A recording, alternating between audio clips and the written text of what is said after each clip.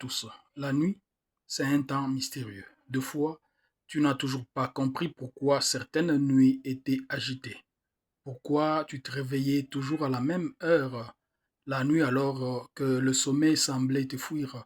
Pourquoi tu sentais pendant ton sommeil autour de toi une certaine atmosphère. Eh bien, ce n'était pas un trouble ordinaire. C'était plutôt un appel céleste sans mots, car Dieu utilise toujours la nuit pour sonder les cœurs, corriger les directions, déposer des semences invisibles. La plupart des visitations divines ont eu lieu la nuit et actuellement il y a une génération que Dieu forme dans l'ombre, dans le silence, dans la profondeur invisible de nuit sacrée. Elle est différente de la génération qui cherche Dieu uniquement dans la clarté publique, dans la musique forte, dans les vidéos virales, les cultes filmés. Cette génération Matalana risque de passer à côté de Dieu qui vient sans bruit. C'est lui qui descend comme une brise nocturne pour parler au jeune Samuel endormi. C'est lui qui ressuscite non en plein jour, mais plutôt pendant que les gardes dormaient. Le Dieu qui agit pendant que personne ne regarde. C'est lui qui n'a pas besoin de témoins humains pour faire éclore la gloire. Il ne cherche pas des fans, il cherche plutôt de familiers de la nuit. Tu ne peux pas être un intime de Dieu si tu dors toutes les nuits.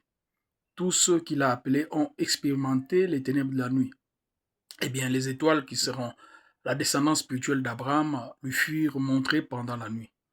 Des nuits sont restées inoubliables pour Jacob, car pendant l'une d'elles, la porte des cieux lui fut ouverte, et durant une autre, il combattit contre un ange. Joseph, un habitué de la nuit, reçut plusieurs rêves prophétiques pendant les nuits.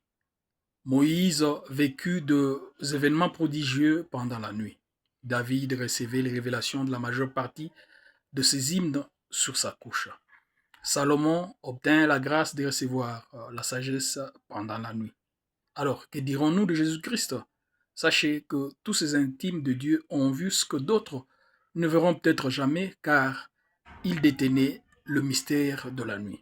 Alors, si cette nuit encore, tu sens que quelque chose te dérange dans ton sommeil, eh bien, ne te rendors pas trop vite. Il se peut que les cieux sont ouverts sur toi. Que le Seigneur vous bénisse et shalom chez vous.